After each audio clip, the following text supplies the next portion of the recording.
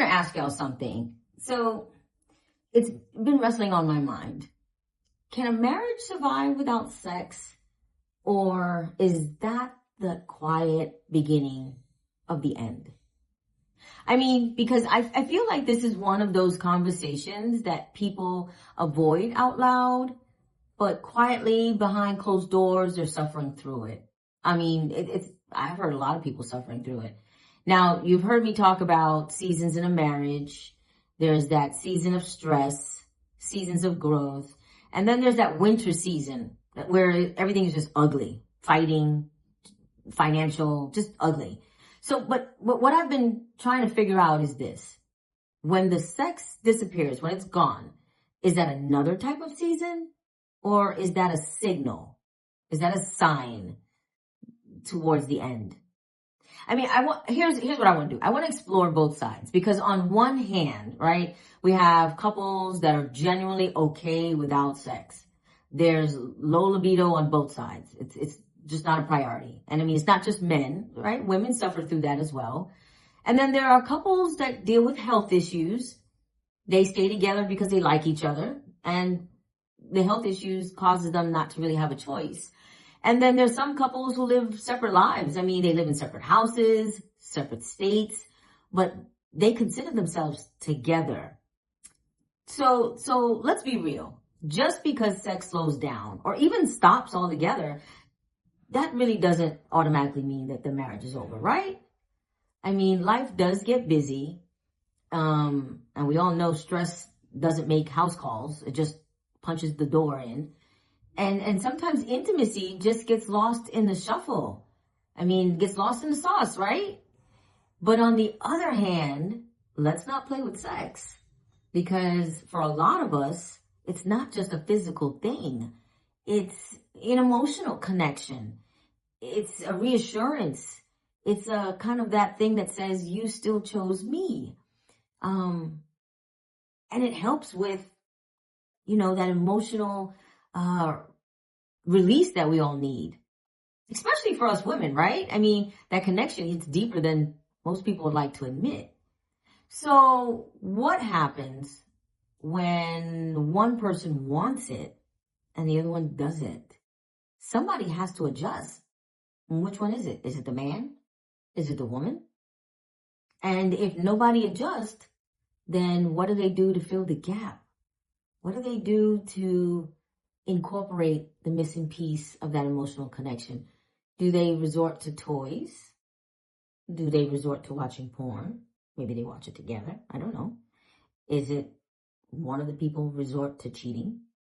Or do they just live in silence about that topic altogether?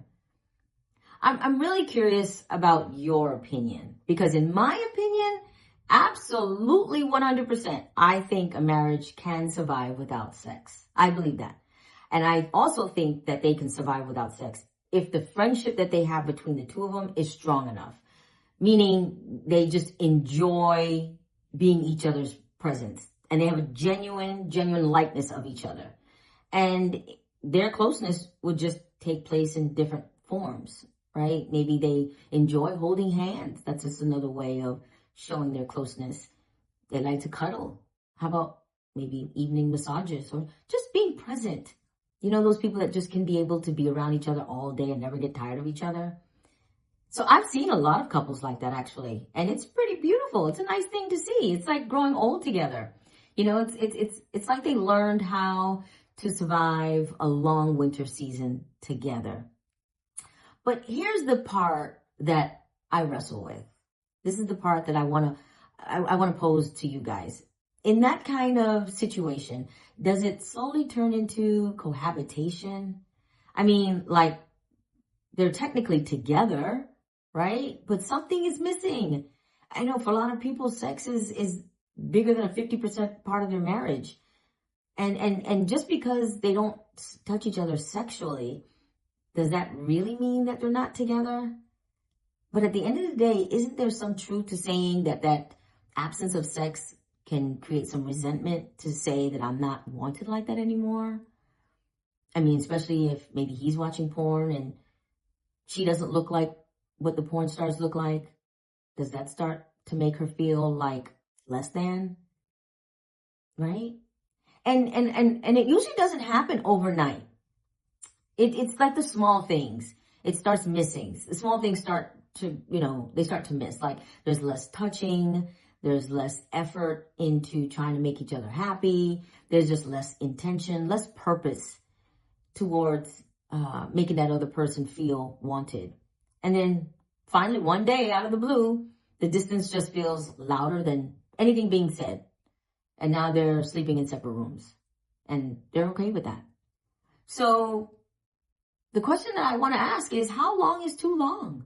Is a week okay? 2 weeks okay? 6 months okay? 1 year okay? I mean, at what point does a season turn into a situation that's not changing? And what about the people who have communicated that they need sex? They've tried, they've shown up, they've done the work, and still their needs are not being met. Then what? What do we do then? Is it okay for them to step out on their marriage? Or should they just sit quietly and endure the distance between them and their spouse? But because, let's be honest, guys. When people get married, they don't sign up for celibacy. They sign up for monogamy, right? And now all of a sudden, sex is no longer part of the deal that they agreed to when they got married. So I'm really asking, can a marriage survive seasons without sex? Or is intimacy the glue that keeps it from slowly falling apart? What do y'all think? I'm curious to know what y'all think. Well, thanks for joining me here at the Taylor Frequency, where we talk about relationships, we talk about personal growth, and we talk about taking accountability. And today's topic, can marriage survive without sex? Today's thought is being said out loud, and I would love to hear your thoughts, and let's make sense of it together. I'll see you in the next one.